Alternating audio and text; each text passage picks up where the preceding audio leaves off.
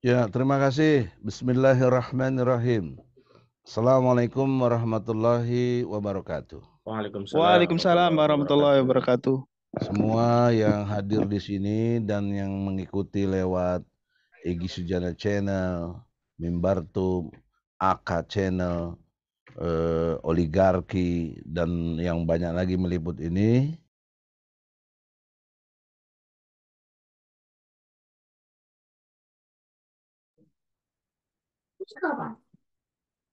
Masih di mute Profesor Egi, mohon maaf, dibuka mute-nya. Nah, Udah, tes, tes. udah. Silakan, silakan. Nah, diulangi ya, Bismillahirrahmanirrahim. Assalamualaikum warahmatullahi wabarakatuh. Waalaikumsalam Waalaikumsalam warahmatullahi warahmatullahi wabarakatuh. wabarakatuh. Semua yang hadir di sini juga para netizennya dimuliakan oleh Allah dan dalam lindungannya. Karena tanpa izin Allah kita tidak bisa bernafas. Ya. Semuanya izin Allah. Begitu juga kaitan dengan pemakzulan juga insya Allah Allah mengizinkan. Insya Allah. Karena poin-poin dalam perspektif spiritual pemakzulan itu terjadi dikarenakan beberapa sebab. Antara lain yang didefinisikan atau dibatasi melalui pasal 7A Undang-Undang Dasar 45. Pengkhianatan terhadap negara, melakukan korupsi, dan perbuatan tercela lainnya. Serta tidak bisa menjalankan fungsinya sebagai presiden. Nah itu yang saya akan soroti dan banyak pendapat yang berbeda tetapi tidak berdasar hukum. Ya, saya tidak urangi hormat saya dengan sahabat saya Jimli Asdiki, Yusril Izzah Mahendra yang berpendapat aneh ada pemakzulan dalam kurun waktu cuma sebulan. Di samping aneh, Yusril membilang ini inkonstitusional ya karena tidak yang sebagaimana disyaratkan oleh undang-undang, terutama pasal 7A tadi. Perlu diketahui, saya bersama Adinda Ahmad Kosinudin telah melayangkan surat ke DPR dengan satu pendekatan pasal 7A juga dari UUD 45 itu, tapi fokus kepada dua hal. Satu, perbuatan tercela. Yang keduanya, tidak fungsionalnya lagi untuk bisa menjalankan presiden. Jadi dalam perspektif ini, sesuai dengan konstitusi, kok tiba-tiba Yusril bilang tidak konstitusional, itu cek Sunda mati mana gitu loh. Harus jelas ya. Nah, asumsi yang pertama, dalam perspektif hukum berupa fakta, bukan hoak, yaitu indikasi kuat ijazah palsunya Jokowi. Dari mana diambil ceritanya? Apa bukti konkret itu? Kita di dalam konteks yang pertama, gugatan kita ke Pengadilan Negeri Jakarta Pusat, ketika proses sedang berjalan, baru 2 kali atau sekali sidang seingat saya, Bambang Tri dan Gus Nur ditarik. Maksudnya ditarik, ditangkap dan dipenjarakan. Di bawah tanah lagi waktu itu di Mabes Polri. Nah, pertanyaan seriusnya, peristiwa perdata yang kami ajukan ke Pengadilan Negeri Jakarta Pusat tidak bisa fungsional karena dua hal penting. Satu, saksi, dua, alat bukti. Bagaimana kami mau menampil sementara istilahnya jagoan kita yang kita pakai sebagai dia memakai kita sebagai lawyer untuk bisa ditampilkan sebagai saksi dan turunannya juga serta alat-alat buktinya. Nah, ketidakcukupan inilah kesadaran kita jika saya memaksakan diri bersama Ahmad Kasinudin dan teman-teman lawyer lainnya untuk kemudian saya ambil tindakan mencabut gugatan. Nah, banyak fitnah lah untuk itu. Disogok lah, disuap lah, dan macam-macam. Ya, itu resiko perjuangan. Tapi Allah membuktikan lewat proses waktu dengan ditangkapnya Gus Nur dan Bambang Tri, maka peristiwa pidana terjadi gitu loh. Sehingga beban pembuktian ada pada polisi dan jaksa. Polisi lewat BAP-nya, jaksa lewat penyidikannya yang kemudian dibawa ke pengadilan. P21 istilahnya, dibawa sampai ke pengadilan. Nah, dalam proses itu disampaikan 30 orang saksi, seingat saya, di Pengadilan Negeri Surakarta. 30 orang saksi itu 3 dari kami, 1 Profesor Aceng, ahli bahasa ya dari UPI Bandung, kedua Dr. Taufik, ahli pidana dari UNS, kemudian Rocky Gerung, ahli filsafat. Kalau basis kampusnya UI. Jadi 3 orang saksi ini kita tampilkan untuk menjelaskan duduk masalahnya secara intelektual. Dan 3 orang ini menyaksikan kita semuanya pernyataan-pernyataan yang sangat cerdas dan berargumentatif yang kuat, ya, sehingga tidak bisa dibantah oleh saksi-saksi yang lain mereka punya. Mereka menampilkan 5 saksi yang ahli, ya.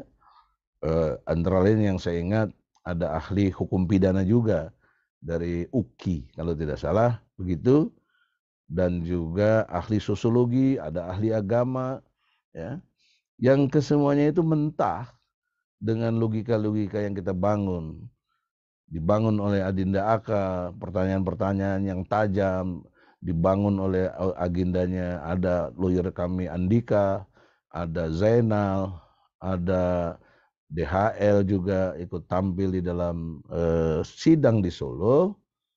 Itu harus digarisbawahi 2 hal. Yang pertama, kesaksian 27 orang mereka, 5 ahli dan 22 fakta seperti teman sekelas, kepala sekolah, wakil ketua OSIS, itu tidak bisa menjelaskan hal yang paling mendasar. Termasuk jaksa dan polisi. Ketika saya tanya, adakah yang pernah lihat ijazah asli Jokowi? Ya, nggak ada yang bisa menjawab. Yang lebih aneh lagi jaksa.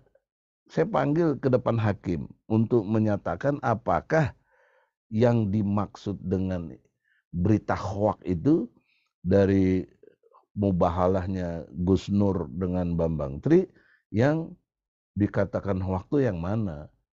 Kalau memang nggak ada ijazahnya, ya tidak hoak dong. Itulah kebenarannya. Nah, sekarang pertanyaannya, apakah Anda bisa tunjukkan ijazah asli Jokowi kepada jaksa? Karena jaksa yang membuat tuntutan. Bahkan dituntut 10 tahun. Gitu loh. Kan berat sekali 10 tahun itu terhadap satu peristiwa hukum yang keliru dalam mendeskripsikan, membuat dakwaannya itu. Nah, menurut pasal 143 KUHAP itu batal demi hukum harusnya, karena dia tidak cermat, tidak jelas ya dalam mendeskripsikan sebagai terdakwa. Nah, harusnya batal demi hukum. Nah, tapi anehnya hakim tetap memutus dari tuntutan 10 tahun, putusannya 6 tahun. Nah, itu teknisnya nanti mungkin didalami oleh Adinda Aka ya. Tapi saya ingin kasih gambaran umum saja bahwa kesaksian mereka yang 27 orang tadi itu tidak satu pun ada yang melihat ijazah Jokowi. Tidak ada satu pun. Di depan hakim, confirm itu. Ya. Dan dibuktikan dengan putusannya hakim, dituntutnya 10 tahun, diputusnya 6 tahun. Nah, kemudian banding lewat kerja keras Ahmad Qasiduddin dan kawan-kawan untuk diajukan ke pengadilan tinggi di Semarang atau Jawa Tengah. Nah, di dalam konteks banding kita dikabulkan dari 6 tahun dikurangi 4 tahun. Nah, apa yang dikuranginya? Pasal 14, pasal 15 dari Undang-Undang Nomor 1 tahun 46 yang berbicara mengenai berita hoak dan menghebohkan atau membuat gaduh. Itu nggak terbukti. Berarti ijazahnya Jokowi itu confirm palsu kalaupun ada. Atau paling tepatnya tidak ada karena tidak ditampilkan waktu itu. Jaksa hanya menampilkan fotokopi.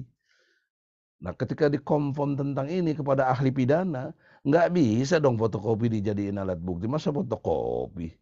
Walaupun yang dilegalisir. Nah, anehnya yang lain adalah kalau memang ada fotokopinya, ada legalisirnya, mestinya aslinya ada. Kenapa aslinya nggak ada? Ah, disitulah tingkat kepalsuan yang luar biasa. Dan perlu diingat, itu SD, SMP, SMA. Kita belum gugat universitasnya yang UGM, belum. Ini banyak orang nggak paham seolah-olah UGM-nya saja. Tidak, itu nanti. Dan itu sudah kita buktikan di Pengadilan Negeri Jakarta Pusat. Sekarang kita gugat itu, yang UGM-nya. Nah, poin pentingnya adalah dalam konteks pemakzulan, ini telah terjadi perbuatan tercela gitu loh. Karena memalsukan ijazah itu pidana. Jangankan orang lain, dirinya sendiri ditipu gitu loh. Bagaimana Jokowi menampilkan foto-fotonya di dalam ijazah itu yang bukan foto dirinya. Ini kan menipu diri sendiri, termasuk seluruh rakyat Indonesia ditipu gitu loh. Nah, jadi saya ngeri kalau lihat tipu menipu gini buat seorang pembesar. Ini kan pembesar ini, presiden itu pembesar. Ada diterangkan di surat Al-An'am ayatnya 123 bahwa akabiro mujrimin, dia itulah pembesar-pembesar yang jahat. Kejahatannya apa? Menipu, membuat tipu daya. Tapi dia tidak menyadari dia sedang tertipu itu sendiri. Nah, ini ayat ini kok dalam konteks dimensiari ini bukan cocokologi ya, tapi sesuai fakta itu terjadi kepada pembesar yang namanya Presiden Republik Indonesia bernama Joko Widodo. Jadi kita tidak menghujat siapapun, tidak ujaran kebencian, tapi fakta peristiwa berupa data dan fakta-fakta hukum yang ada memang telah terjadi namanya pemalsuan ijazah. Nah, itu. Jadi itu tercela dong. Di seluruh dunia mana ada. Tunjukkan masa satu aja presiden atau raja atau apa yang ijazahnya palsu, kan kagak ada. Ya. Jadi ini memalukan sedunia, bukan lagi se-Indonesia, sedunia. Kita malu, kita punya perbuatan presiden yang tercela. Nah, yang kedua, karena ijazah ini merupakan syarat minimal untuk capres, yaitu ijazah SMA, gitu, minimal, ya, tidak terpenuhi oleh Presiden Jokowi dalam perspektif hukum yang tadi sudah saya terangkan, bahkan dari sisi pidana lagi, bukan perdata, pidana, ya, tidak bisa membuktikan ijazah aslinya, maka karena tidak memenuhi syarat sebagai presiden, itu memenuhi syarat menurut pasal 7A UUD 45, dia itu harus dimakzulkan. Karena sudah nggak layak, tidak bisa memenuhi syarat gitu loh. Jadi 2 poin nilai hukum yang ada di pasal 7A itu terpenuhi.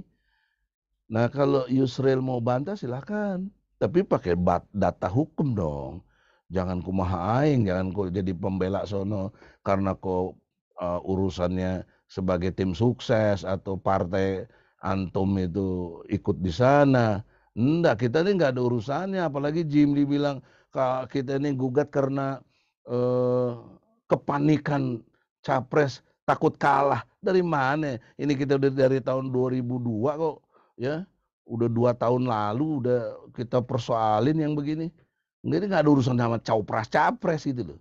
Nah, ini ketidakcermatan, tidak mengurangi hormat. Jim ini sahabat saya kenal baik, apalagi waktu di ICMI kan. Jadi oleh karena itu, dalam perspektif hukum, mari kita adu argumentasi yang objektif, yang sistematis dan toleran. Kalau kami sudah objektif dan jelaskan secara sistematis tadi jelas, kamu toleran dong. Jangan kamu yang intoleran, ya. Bebal namanya itu, tidak intelektual. ya.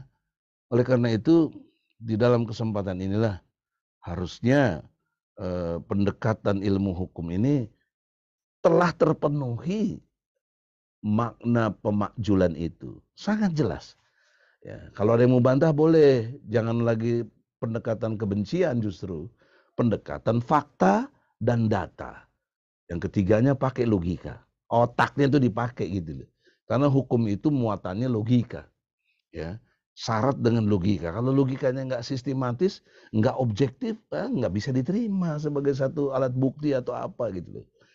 Nah, untuk itulah dalam kesempatan ini bagi penanya tadi kita singkatkan saja dalam perspektif hukum, Jokowi telah memenuhi unsur untuk dimakjulkan. Jadi hari Senin, tolong mungkin video ini setelah ini beredar, Puan Maharani yang Allah anugerahkan hari ini adalah menjabat Ketua DPR RI, bahkan cucu proklamator Soekarno dan anaknya Megawati pernah Presiden Republik Indonesia.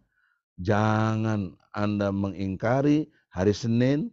Kalau berani Anda sebagai pertanggungjawaban pimpinan DPR, terima kami Senin jam 10 pagi insya Allah. Kalau Anda nggak berani, apalagi mati-matiin mic nanti, ya sudahlah. Anda serahkan saja wakil ketuanya. Siapa wakil ketua DPR yang berani terima kita? Karena satu pun hingga detik ini anggota DPR tidak ada yang berani berkomentar tentang ijazah palsu. Satu pun. Padahal fungsi DPR harus mengawasi jalannya pemerintahan. Itu fungsi DPR. Ya, di samping buat undang-undang dan membuat anggaran. Tapi fungsi ngawasi jalannya pemerintahan, punya hak angket, punya hak bertanya, ya, punya hak untuk dengar pendapatnya. Kok nggak dimainkan gitu? Panggil presiden. Ya, jadi kalau memang Anda sedang berseteru partai itu urusan partai Anda. Tapi kan Anda menantang apa urgensinya, apa data-datanya, apa fakta-faktanya, kepantasan Jokowi untuk dimakjulkan. Kami datang dengan argumentasi yang seperti tadi itu, ya. Nah, untuk itu saya juga udah bikin tulisan tentang itu dan sudah juga diterjemahkan dalam bahasa Inggris supaya media pers yang asing tahu ya pokok masalahnya juga, dan juga media mainstream di kita kok nggak ada yang muat urusan begini, heran sih. Anda kena undang-undang pers ya, saya kira tidak cover both side, Anda tidak tampilkan, Anda secara ilmu agama telah menutupi segala macam bentuk kebusukan dari rejim ini, Anda ikut nanggung dosanya ya. Nanti ada dosa struktural namanya ya. Struktur dari pers yang Anda yang punya pers, punya channel-channel TV yang sudah mengindonesia atau bahkan mendunia dilihat oleh siapapun, tapi tidak berani muat ini, itu kesalahan moralnya sangat jelas. Ya, Anda menutupi kebohongan, kepalsuan. Jadi kalau pidana bisa turut serta itu. Tapi itu kembangan lainnya. Yang penting sekarang kembali kepada fokus kepantasan Jokowi untuk dewasa. Nah, kaitannya dengan 15 menteri, saya kalau dalam politik belum dibuktikan, belum mundur, jadi itu masih harapan-harapan palsu juga. Ya, kan mentalitas pejabat kita ini korup gitu loh pada umumnya. Dan transaksionalnya jelas ya. Kalau nyatanya nanti ada yang benar mundur, itu saya hormat. Ya, Anda nggak ikut pemimpin yang zolim. Tapi kalau cuma isu-isu saja supaya mengalihkan situasi, Anda ikut dosa juga, membuat kisruh dan membuat orang jadi praduga tak bersalahnya itu jadi salah gitu loh. Jadi kita lihatlah, bagi menteri-menteri yang 15 katanya mau mundur, segera nyatakan ya. Atau lebih tepat lagi, Bu Ibu Megawati, ini himbauan saya, Anda punya kapasitas, Anda yang memberikan tugas partai kepada Jokowi, dan Jokowi telah menerima itu sebagai tugas partai, terlepas benar enggak dari sebagai presiden, tapi Anda pernah ucap itu, maka cabutlah mandat itu. Cabut mandat tugas partai. Jadi karena Anda cabut tugas partainya itu, dia tidak punya legitimasi. Karena menurut Undang-Undang Dasar 45, partai atau gabungan partai yang mengusulkan presiden. Jadi ini juga satu poin yang bisa diciptakan ya oleh satu situasi untuk dimajukan. Jadi kalau Anda cabut gugatan, maksud saya bukan gugatan, cabut mandat sebagai petugas partai, maka Megawati top. Megawati benar-benar ibu demokrasi lah di Indonesia. Tapi kalau enggak, omdo doang, termasuk penipu juga gitu loh. Tidak dibenarkan dalam ilmu hukum begitu. Harus jelas, apalagi agama, sangat jelas. Nah untuk itu sangat. Ya, yang terakhir, yang ketiga, Jokowi pernah bersumpah demi Allah dalam pasal 9 Undang-Undang Dasar 45 menyatakan dengan amat sangat bahwa sebagai presiden dan wakil presiden, kalau dalam konteks undang-undang itu pasal 9 UUD 45, akan menjalankan undang-undang sebaik-baiknya dan seluruh-seluruhnya demi nusa dan bangsa, demi Allah. Nah kita gugat aja nggak pernah datang ke pengadilan. Sampai hari ini jangankan datang, surat kuasa aja nggak ada. Malah pakai surat mandat. Itu kan bertentangan dengan HIR pasal 123. Enggak benar. Enggak ada konstruk surat kuasa itu dengan surat mandat. Mana ada. Kan nggak ngerti hukum dan melanggar hukum, tidak taat, tidak seluruh-seluruhnya menegakkan hukum. Jadi pasal 9 juga bisa sebagai dasar. Di samping pasal 7A tadi gitu loh. Jadi bangunan konstruksi hukumnya itu jelas. Pantas sekali dia. Dan bangunan politiknya juga jelas. Kebohongan-kebohongannya nyata. Yang paling nyata kan sekarang misalnya apa? Mobil SMK. Mana tuh mobil SMK? Kan nggak ada sampai sekarang. Buyback Indosat. Mana? Sudah sekian ratus triliun Indosat dijual dalam arti sudah menguntungkan pihak luar, kok nggak dibeli lagi gitu. Stop impor juga begitu. Malah impor sampai garam aja impor coba. Itu kan nggak layak lagi sebagai pemimpin. Juga konteksnya apa dengan yang lain-lainnya untuk berkait dengan janji-janji palsunya itu. Nah ini udah kita gugat, tapi kita serta-merta dikalahkan oleh PN Jakarta Pusat yang katanya pengadilan terbaik se-Indonesia dengan kalimat pengadilan tidak berwenang. Ini bagaimana pengadilan tidak berwenang? Kalau nggak berwenang kita nyari keadilan kemana gitu loh. Nah ini poin-poin penting layaknya Jokowi dimakjulkan. Terima kasih. Assalamualaikum warahmatullahi wabarakatuh. Waalaikumsalam warahmatullahi wabarakatuh. Terima kasih Profesor Egy Sujana. Tadi saya mendengar sebelum acara Zoom, nampaknya Profesor juga akan ada agenda yang lain. Saya pikir tadi semua perspektif dan argumentasi yang ditunjukkan Profesor Egy Sujana yang ditanyakan oleh Ibu Puan Maharani menjawab sebenarnya, yaitu adanya ijazah palsu yang itu memang Prof. Egy dan teman-teman TPUA sudah sejak tahun 2022 sudah menggugat dan sampai sekarang juga masih berjalan. Nah, ini bisa jadi dasar untuk menjadi pemakzulan karena belum sampai dengan hari ini Pak Jokowi belum pernah menunjukkan ijazah aslinya di depan hukum. Saya pikir apakah ada tambahan, Prof?